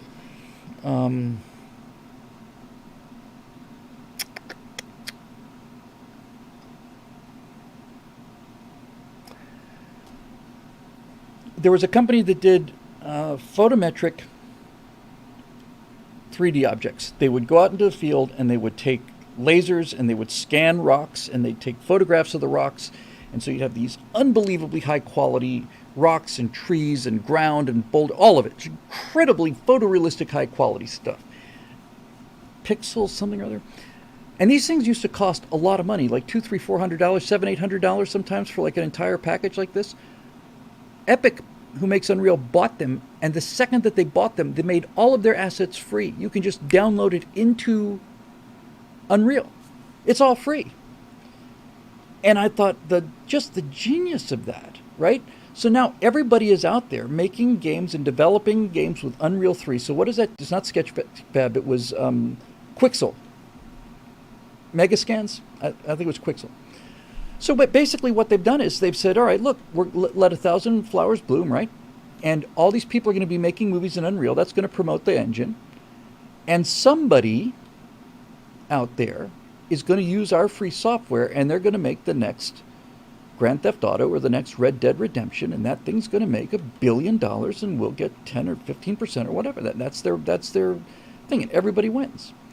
Chiamo Lisa. Hey, Lisa, how are you? Long time no see. I hope you're doing well. My goodness, it's good to see that name there. Hey, Bill, did you hear about the robot dogs they will be unleashing in a big city near you? Scary. I did not hear about that. Fortunately, I'm prepared for this, as always. I carry in my pocket a number of things that are about the size of a cherry bomb, and they're relatively short radius EMP grenades, and robot dogs don't particularly scare me. So that's the attitude I would negotiate really hard for, and I think if the cost is low enough, I think I could probably talk them into do it. Look, if you went at them and said, we need to spend $20 million and you're not going to be able to monetize this, they'll tell you to take a walk. And that's business, and I don't blame them. But if you say something like, we need $2.5, $3 million, you're not going to be able to put on behind the paywall, but you can run ads on it, and you can do merchandising on it, and you can do all the backstage stuff, all the behind-the-scenes stuff, all of that stuff. You can do all of that. I might be able to talk him into it. I don't know. If not, I will have a tough decision to make. But of course, the flip side of the story is the media has changed. My agent will negotiate. Me negotiating with Jeremy Boring is like a guy with a spitball going up against Abrams. One of the things that is... I actually toyed around with this idea. Those of us of a certain age, namely old people,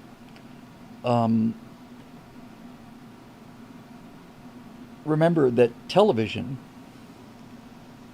was a joke.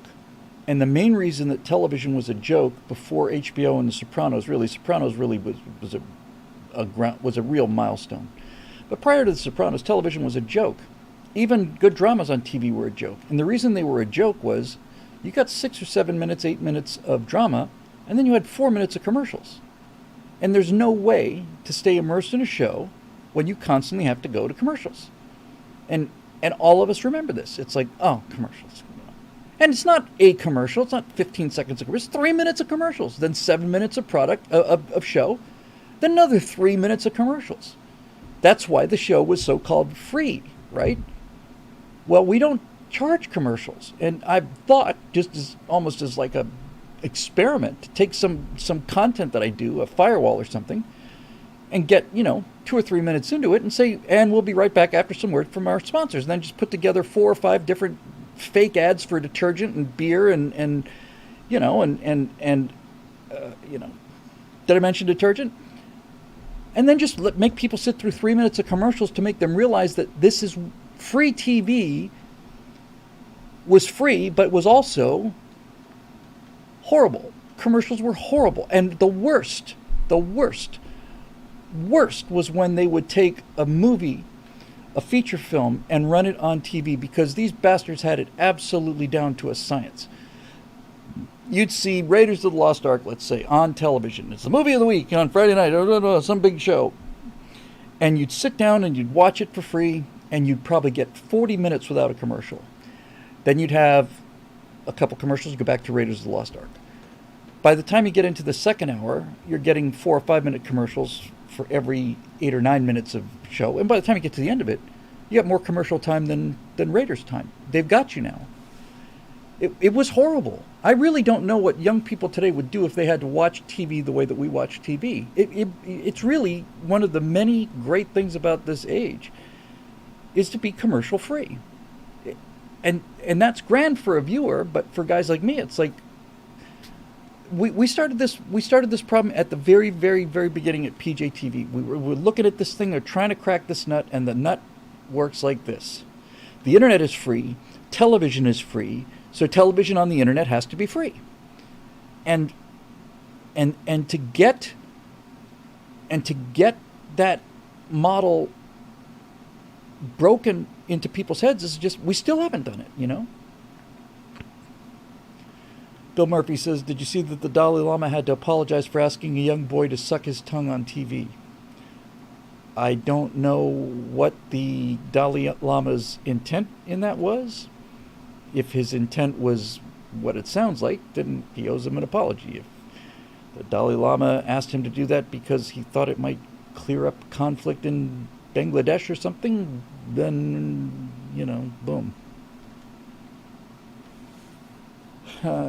Castellan in Twitch, we don't, relatively new name, hi there. This is back in the 60s, Gilligan's Island was 28 minutes of show and a 30-minute slot. I'd, not to quibble with you, be willing to bet you it was closer to 26 minutes a show. A 30-minute sitcom was 27:30, I want to say. 26:30, 27:30. 27 minutes, 30 seconds. And that included head and tail credits, both of which were 30 seconds to a minute. So commercials, Jesus, you know, it's like, oh, get up, go make a sandwich, hurry up, it's almost back, you know, it's terrible. But that's how they paid for this stuff. So how do we pay for it now? You said 26? I mean, glasses and whatever, you know, 28, 26, 26, 28. It doesn't make no difference to me. Get off of my alarm. So YouTube was genius in this regard, right? Stuff on YouTube was free, commercial free, for years and years and years. And then suddenly it wasn't. And I resisted paying that $10 a month for the longest time. I did not want to pay people who were censoring me. And then suddenly I realized that it just means that they're going to pay me less, $10 less. That's how I managed to square myself with getting YouTube Premium. My money doesn't go to YouTube. YouTube pays me. I don't pay YouTube. They're just paying me $10 less because I don't have to listen to the commercials anymore. So anyway, all of this stuff, right?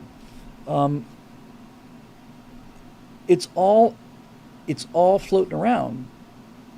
And the thing about crowdfunding is, this is really crazy important. If you can crowdfund an entertainment property, you have not only changed the business model, you have inverted the business model. It's upside down. This whole thing used to work like this. I need $1 million to make a movie. So I have to find a guy to give me $1 million, right? He's got to be. I've got to convince him that not only can I make the movie for $1 million, that I can make the movie, period, that I can make it for $1 million, and that it will make more than $1 million when it goes to market. So there's $1 million right there. Then, in order to convince the guy that this thing will make its $1 million back, I have to say, well, we have to have a name in there, otherwise nobody's going to come. So you have to have a star. So let's say, just for the sake of it, let's say Tom Cruise. He's $20 million. Let's say. All right. So now we need $21 million. $1 million to make the movie. $20 million for Tom Cruise, thinking that will bring in more money, because everything is about, can we monetize this thing? And then you got, well, Tom Cruise, you got a $21 million movie. That's a super, super low budget movie, but $21 million movie, great. We're going to have to promote it now because it's got Tom Cruise in it. So now we're going to have to add another $20 million of promotion. Now we're at $41 million for this $1 million movie. And $40 of the $41 million is there to get people to come and see the movie, and $1 million is there to actually make the movie. Right? So now you've got a $41 million hole to get out of. And the studios, where the money comes over the counter, at least it used to in the movie theaters, so your $1, your $10, your $20 ticket or whatever, that money goes into the box office. Most of it does not stay with the movie theater. The movie theater gets to keep, I don't know, 10%, 20% maybe of what the movies make. That's why That's why popcorn costs $12. Movie theaters survive on their snack bar. If a movie theater didn't have a snack bar, there wouldn't be any movie theaters. They only keep a tiny, tiny fraction of what you pay to go see a movie then. So there's a percentage of revenue that goes to the theater, percentage of revenue goes right back to the distributors, percentage of the money goes back to the advertisers, they get paid first. Tom Cruise gets paid before anybody else gets paid. Now you're looking at, you have to make $80 million to make your $41 million back to make your $1 million movie. You got to make $80 million to make your $1 million movie. All of this so that you can get people to see it. But if you crowdsource it and you raise $1 million in advance and you get it done that way, then then all of that stuff goes away. It all just gone, right? It's gone. How are you going to monetize it? I don't have to monetize it. What do you mean I have to? It's paid for in advance. Well, how are you going to charge people to see it? I don't charge people to see it. I don't have to dig out of this hole. I don't owe this money to people. Nobody's out $1 million waiting for the $1 million to come back. They spend $1 million to see the movie. All I have to do is deliver the movie. And now you can literally dump this thing. You can just drop CDs out of an airplane, or you can just broadcast it on the side of a building. Doesn't matter. It turns the entire market upside down. And it's wonderful if you can get enough people to go for it. And enemy at the six. I'm not completely unaware. Now his knife, of course, is it's hard to see. It's down here. Oh God, he's so heavy. Yeah, there it is. Flint knife down there. So there you go. Oh, there you go. That makes sense to me. Mobile Moto says, I haven't been back to a movie theater since they killed Han. Amen, brother. Those days are over. So,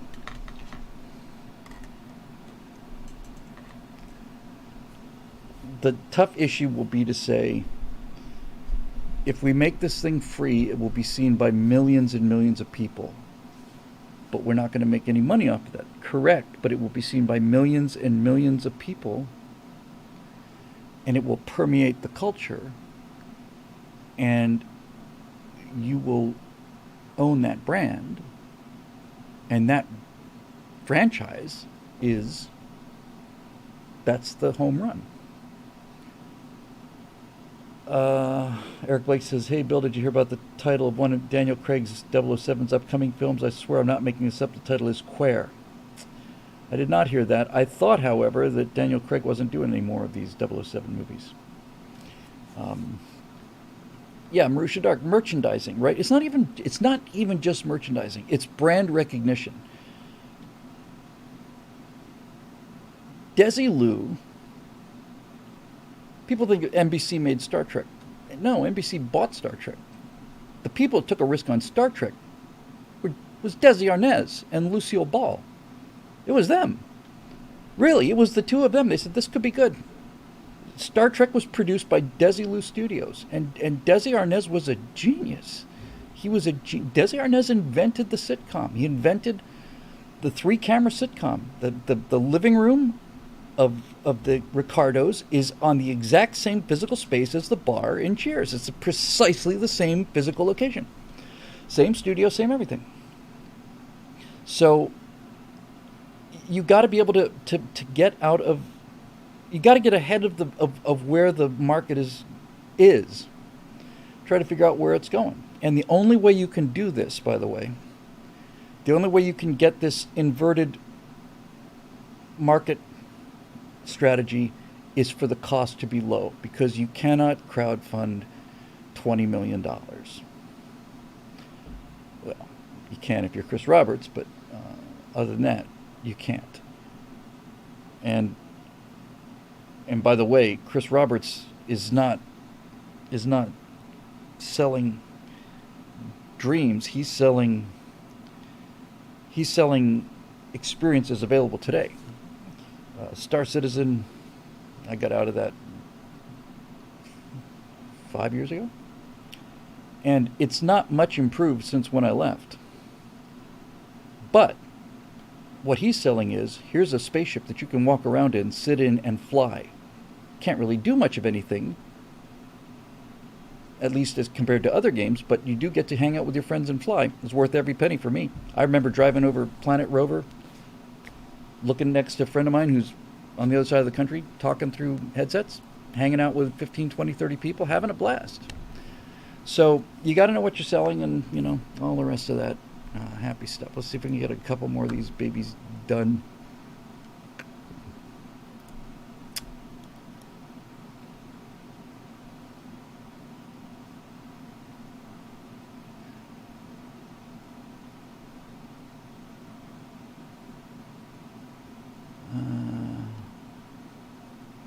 Wow.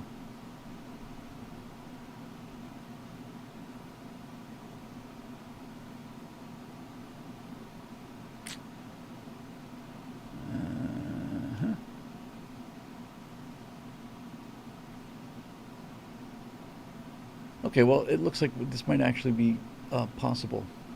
Um,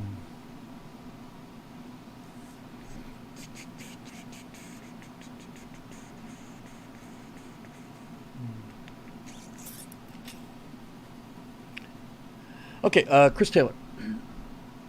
I think that the idea of a show that affirms to the silent majority that what everyone believed true until 5 minutes ago is still okay to believe is a great show idea, even if the censors will have to jump on it with both feet before that spreads. When you write dialogue for Last Men in the Moon, were you going to give them actual opinions of 1966 fighter pilots? Yes. Or just be a voice for your present beliefs? What difference? There's no difference between those two. My present beliefs are the beliefs of 1966 fighter pilots. Or try to avoid the topics they diverge on. No, I want the voice of people who have, because of their isolation, existed independent of this mass psychosis. And they simply just say things that are true. And I just love the line. You could do it just, you frankly might as well just ride the Dylan train, These guys sitting on, I spent a lot of time looking for a specific kind of a beach chair. And also for a specific kind of a 60s TV. The TV I did a little better on. The kind of beach chair I was looking for, I could not find. I searched a lot of 3D assets. I need a digital beach chair. But the kind of recliner chair I need is the kind that was made out of aluminum tubes, and then it had woven plastic slats. And these woven slats would eventually fray and stick you, and then they'd get, if they're out in the sun real long, they'd start to break and stuff. Everybody my age knows what those things are, right? They're just strips of plastic with an aluminum frame. Boom, sits down there, and you sit there and have a beer. So I just want the first one to be these two guys just sitting on the moon, on the lunar surface, just sitting there watching TV, just to get out of the house. Got their feet up. There's a console TV. There's a cable that goes to the back. There's, it's a brand new 1967 color TV, probably a Quasar, by Motorola, and you put Dylan or somebody like that on the TV, and one guy turns to the other and says, "See, this is what happens when you don't let little boys play with cap guns." That's the entire premise right there. That's it. That's all of it. So anyway, when you write dialogue for the Last Men of the Moon, you got that.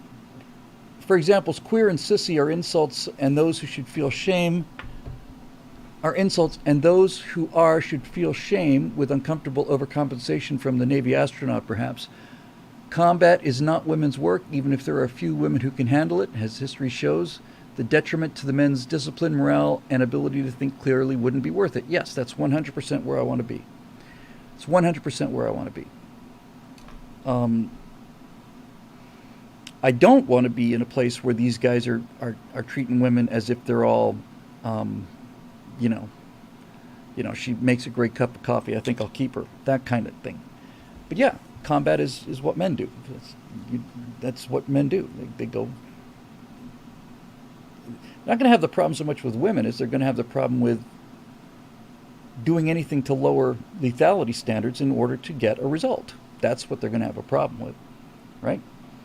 I think these guys would say, listen, man, I think I could pretty clearly say that if you were John Boyd, 1966 fighter pilot, and a woman said, I'll kick your ass, I don't think he would say, of course you won't, go back to the kitchen, make me a sandwich. I think he'd say, all right, saddle up, let's see you do it. I think that's really kind of where I want to be with that. But yeah, and by the way, it can't be nasty. It just can't be, and I don't want it to be.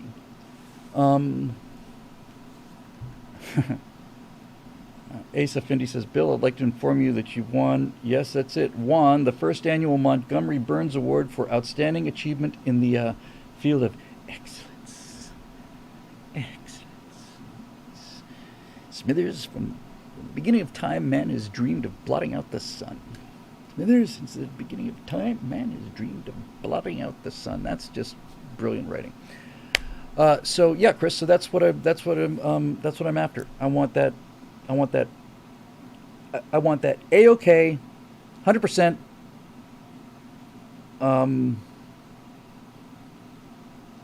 Light this candle, steely-eyed missile man, kind of optimism. That's what I want. I want the right stuff. I want this thing to sound like the right stuff. I want it to sound exactly like the right stuff. I think one of my favorite moments in that movie, my favorite moment in that movie is one of my three favorite moments in all of movies, and it's right at the end when what's her name?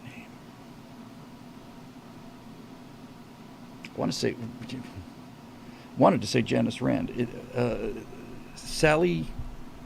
It wasn't Sally Rand, was it? The fan dancer. And they're at the giant barbecue that's been put on by Lyndon Johnson in Texas. And there's this room full of people, and there's this fan dancer up there, and they're playing Claire de Lune. And everybody's watching this beautiful woman on stage. And then one of these Mercury astronauts looks over and catches one of their eyes, and he looks back and sees him, and then he looks over at the other guy, and the other guy looks over at him. And these 7 guys are just in their own world. They're not saying a word. They're just looking at each other. They're like, yeah, we did it, man. You know, we did it. It's just and that's intercut with, I mean, a lot of dramatic license there, but it's intercut with Chuck Yeager trying to break the altitude record in the F-104. And that moment of them just looking at each other, you know, and that respect and that, I almost said love, but generally that respect and that kind of admiration for these, you know, greasy, short-haired bastards that they all are, it's just a great moment. That's just really what it's all about for me. That's the club I want to belong to. Got any Beemans? I think I might have me a stick. I'll pay when I'll pay it back. I'll pay it back when I see you next. What was the exact line? Got any Beemans? I think I might have me a stick. Well, let me borrow one, will you? I'll pay you back when I get down, something like that.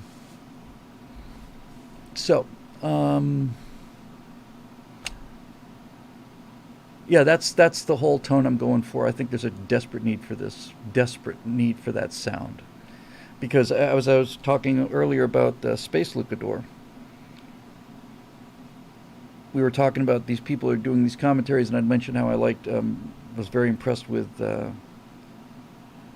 Kevin Samuels, and he said, yeah, well, Kevin Samuels is right about some things, but mostly he's just too hard on the women. I said, oh, really? He said, yeah, it's not the women's fault, it's the men's fault. They're the ones that abdicated all the responsibility. I said, you know, you got a good point there, pal. And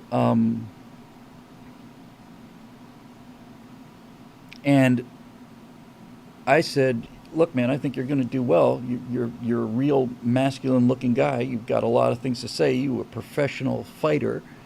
You dished out violence and you took it. You're used to you know what it's like to get hurt, and you know that getting hurt, and we talked about this to some degree actually, is that one of the things that young men especially need to most everybody needs to learn, but young men especially need to learn that pain is not the end of the world, it's not the end of the world. I've been in blinding pain in my life twice for about 6 hours both times. And I did not, could not remember what it was like not to be in blinding pain, could not imagine what it would like to not be in blinding pain. One was when I had an impacted wisdom tooth, went into this nerve that ran my entire side of my jaw, and that put me on the ground outside in Miami in a wet field, rolled up in a ball. And the other was the kidney stone thing. And those things hurt like, there's just nothing else in the world. It's a universe of pain. There's nothing else that gets through. You don't get to think about anything else when things hurt that bad. And it was awful, but it ended, and I'm not afraid of pain anymore. I wasn't really afraid of it after the first time. The second time, I was like, oh God, this hurts so much. But I knew I was going to get out of it. I knew there was going to be an end to it, right? And it only took them 5 hours to gave me liquid Tylenol after the first hour. That was hilarious. Then after 2 hours or something, they upped it to Demerol, which just bounced off of me. Demerol. Demerol is what solved the first problem. With the toothache, it wasn't a toothache. It was an impacted tooth on the nerve here. That one, they started off giving me codeine, didn't do anything. Demerol solved that problem. But with the kidney stone, Demerol, I just laughed at the Demerol. Here's some Demerol. I feel nothing. I don't feel any different at all. Nothing. But Dilaudid, that stuff is great. And then they just put that stuff in an IV bag and squeezed that bag, and I just went, okay, all right, everything's okay. I was seeing rainbows coming out of the butts of unicorns. I was, all right, okay, I'm going to name my child Dilaudid. I do drink my cranberry juice. And then because I live in Western society in the 21st century, the second time I said 23rd century, 21st century, the pain just went away. It took 10 seconds. It's gone. Sweet. But it's important to know that you can take. I'm not trying to say that I took the pain, right? I was a mewling baby. I wasn't quite crying, but I wasn't joking my way through this thing. It hurt, and comes a point when there's nothing you can do but just sit there and hurt. Period, and just plain hurt. And that's what I did for 4.5, 5 hours. And then afterwards, it's over. It's over. And that's a valuable thing to know, It really is a valuable thing to know. It's good to know that you can survive this kind of stuff. And I think that's why little boys especially need to get hurt. Not killed, not maimed, not disfigured, not incapacitated, just hurt a little, I don't know if I was talking about this I can't imagine where else I was talking about it. I think actually I was talking about this with Natasha, come to think of it. I said, honey, do you know the English expression had the wind knocked out of you? She said, no. I said, have you ever had the wind knocked out of you? No, what is that? Have you ever been hit hard enough? And I realized the second I said it, no, of course she's never been hit hard enough. Wouldn't want to live in a world where she got hit that hard. But when you get the wind knocked out of you, you basically expel, you get hit and you expel all of your air, and your lungs essentially temporarily collapse, and you feel like you can't breathe. And it's not fun at all. I mean, you really genuinely feel like you simply can't breathe. That there's something sitting on your chest and you can't inhale. It's enough to make you really, really afraid. And in talking with Natasha about it, I said, you know what?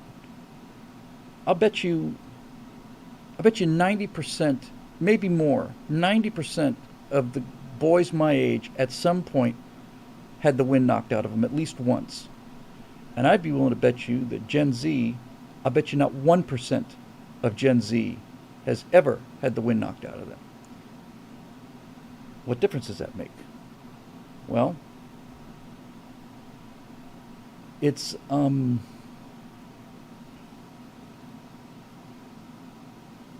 it toughens you up. I just don't know what else to say, you know? It's like you get the wind knocked out of you, that's a terrifying sensation. You're lying there on the ground, and of course everybody around you, because you don't knock the wind out of yourself, generally speaking. So somebody playing football or something hit you hard and knocked the wind out of you. Now you're or baseball, for that matter.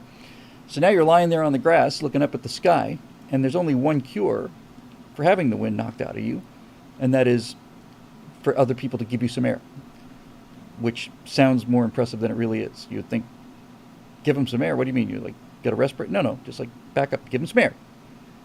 Give them some air. All right, everybody, just give him some air. Everybody just back up. All right, just give him some air. All right. J.B. Coulter says, no, it's that the diaphragm contracts and doesn't relax, which doesn't allow exhalation. You can't breathe out. That's it. That's it. It's like a diaphragm spasm, and it's not. I don't think anyone's ever died of having the wind knocked out of them. I'm pretty sure that the worst that would happen is you would become unconscious, at which point this thing would just start breathing again. But this is kind of where I was going with this. CJ, oh, is that you, Clay? I can't see with my spectacles. I think if you've had the wind knocked out of you, you know that words aren't violence. Yes, whenever I hear somebody say, you know, words are violence, you know, it's like there's a person who's never experienced violence before, ever. Words are violence. They're an assault. Have you ever been hit before? No, I'm sure not.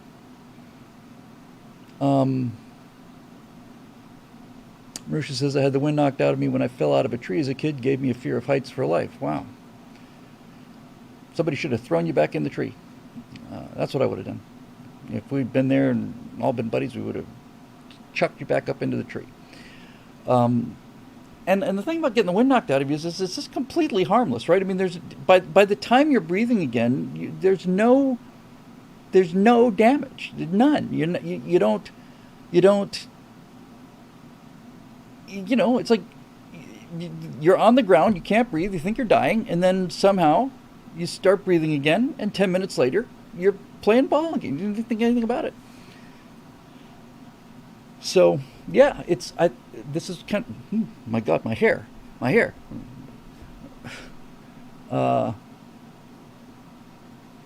Mobile Moto says, most of my teeth are chipped from fist fights. See, I actually respect that. And I remember talking to Space Lucador about this today. I said, this is what I admired about Jackass. I would love to have hung with those guys. I would not do the disgusting stuff. I just wouldn't. I just realized, I would not be able to do the disgusting stuff. But the dangerous stuff, you know, I don't know. They say, you know, it's the Jackass motto, right? Pain is temporary, but glory lasts forever. I admire them. I don't think I would have the courage to do it, but I admire them. I admire Johnny Knoxville very much. I think he's just a tremendously cool dude, and watching. I was not like a huge fan of Jackass, but I got to be many years after they premiered. And the older I got, the better I liked Johnny Knoxville. And now I look back on it, I realize Johnny Knoxville is smarter than the rest of the entire crowd combined. He's a damn bright guy. But he's just having fun, man. He's just having fun. So, you know, all this stuff just kind of comes together, right? How can you if you've never been hit, if you've never had the wind knocked out of you, and somebody makes you feel bad because they say something mean, then you're going to want to say, well, language is violence. No. Anytime you hear somebody say language is violence, it's somebody who's never been hit before. And by the way, this is moving up the scale a little bit, you know, this is ratcheting up the stakes a little bit. But getting punched in the nose, or hit in the nose, or have a basketball thrown in your nose, that gets your undivided attention. So I was surprised when this kid did this. I've told the story, I'm not going to tell it again, but there's a guy who was, only fight I ever got into my life was in 7th grade of just got into Key Biscayne and was these white little lambs from Key Biscayne, these white suburban kids, and the tougher Cuban kids, and then tougher black kids. A three-way rumble there. And this Cuban kid just did not like me, and I was really surprised because I was really afraid of this kid. But when he threw that basketball in my face, I just punched him in the nose, and I didn't even think twice about it. It just happened. I was kind of pleased about that. Then I thought he would kill me later on that day in the locker and end up saying, "Hey, how's it going?" I said, "Oh, going okay. How are you?" Oh. Yeah, there you go. All right, let's see if we can wrap this baby up. Dave Olson. Hey, Dave. Hey, Bill, may I be a red shirt in the colonies? If that's not an option, I'm certainly willing to be a slimy bureaucrat along the lines of Walter Dickless Peck from Ghostbusters. He's a classic villain. If the story doesn't include having thousands of gallons of flaming marshmallow goo dumped on me, I'm open to being sucked out of an airlock to give the fans what they want. Dave, you're a fine fellow. If I ever break down on the highway someplace, I really hope it's you that pulls over. We will figure out a way to do something like that. Yes, absolutely. Marisha Dark comes with some awesome visuals here. Topic, gimmick. Bill, it occurs to me that if you're looking for a gimmick, your show is called the Stratosphere Lounge. So why not an actual Stratosphere Lounge, as in Don Draper in Space, a high-end luxury lounge with comfy sofas, dressed in a smoking jacket, whiskey in hand, great bay windows looking out on the earth below, you know, something cool that makes people say, I want to be him, I want to be there, as opposed to looking backwards. I get that you're going for the nostalgia angle, but younger audience wouldn't be familiar with the franchise, and to anyone who doesn't regard that time as great, you'd lose them too. Would it not be better to create something forward-looking, an optimistic future for all? Would still be different from the colonies in that you'd be doing socio-political commentary just from this location, taking a broader view of humanity. Here are some ideas for what it could look like, just in case. Just needs a steely-eyed missile man to captain her. And an illustration is provided. Actually, that's not it. That's not it. Hang on. It's lovely. I did this back in the day with something called Ejectia. Back in, I want to say, around 2007.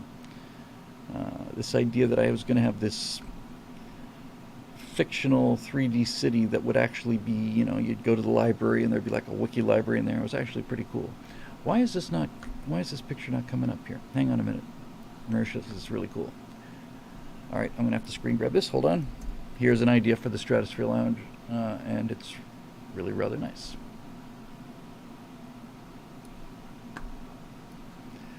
Okay. Come on, baby. You can do it. Ta-da! Yeah, that could be kind of groovy. You know, Bob says, Facebook questions? 5 question marks? Or is that the wrong place to post? I haven't gotten to Facebook in quite a long time. I'm happy if I can just get through BillWhittle.com things. This is an interesting idea. You know, when I first got the studio made up in 2014, we started doing Stratosphere Lounge, I want to say around 2010 or 11. And over here to my right, I had a gigantic, and I mean a gigantic, a 13-foot long Stratosphere Lounge poster on that wall where the TV set is now. And I had it lit, and I had the space chairs, and I had 2 cameras, and I did probably 5 or 6 shows from there, maybe a few more. And people said, "Well, we don't like it. We're used to seeing you staring into the camera, and we don't like seeing you, you know, in the mid shot." Okay. I did not have Unreal then. That's right. And Nooncock certainly gets a lot of mileage out of it. He continues to grow his empire. He's got this gigantic underground cavern now, and engine rooms, and all kinds of cool stuff. So it's definitely something to look into. I like the look of it, frankly, for the moon base. It's got kind of a groovy kind of a vibe there. It might be a little bit late. You know, it looks like we're almost heading into Gobbler territory if you're a James Lilacs fan, or almost looks like we're getting close to shag carpeting and, you know, avocado appliances, but it's really, really cool. And so, yes, that is definitely something to think about. Thank you, Marisha, as always, for all the wonderful suggestions, and that's a great idea, too. Robert Line, when are we going to start building on creating colony background? When we have a framework for getting this thing financed, and I'm actually running out of time on this, so I got to get this thing in gear. This Empire of Terror took 4 months longer than I thought it would, but one thing at a time here. I need to keep the political commentary thing happy, to keep the lights on here, and then after that, I think we move into doing scenes, so we can start looking at it from that point. And yeah, the background, like filling in background, that's something we could probably do, I think, relatively quickly once we get the thing going. Robert Line again says, have you seen these videos of realistic space combat? USSF Alan Shepard space combat scene. YouTube link, let me see.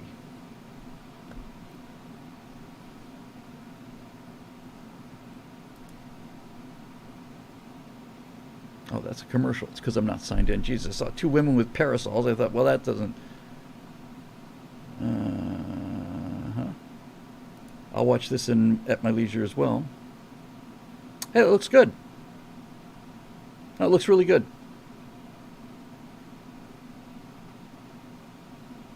Yeah, he's got this gigantic laser in the front. It's got pivoting thrusters, and it's using Newtonian physics.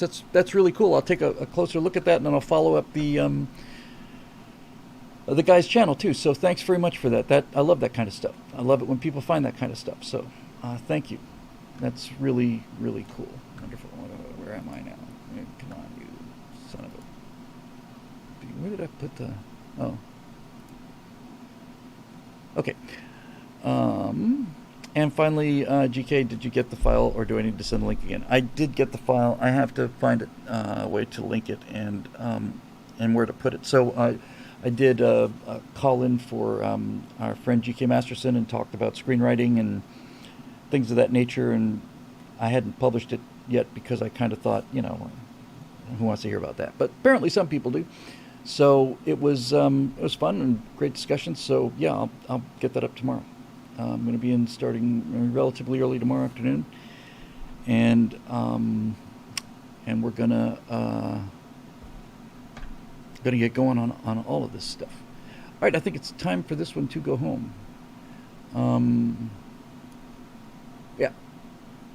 So anyway, I might go for a little drive with my wife, who's getting ready for her driver's license. And not exactly the best place to learn how to drive in the city of Los Angeles, but she's just chewing it up. It's great. It took her a little while to realize that she wasn't responsible for driving all of the other cars. That was the big breakthrough for her. Yeah, I'll take a look at that, Eric. Thank you. So I think it's time for me to wrap this puppy up and put a bow on it and put it to bed.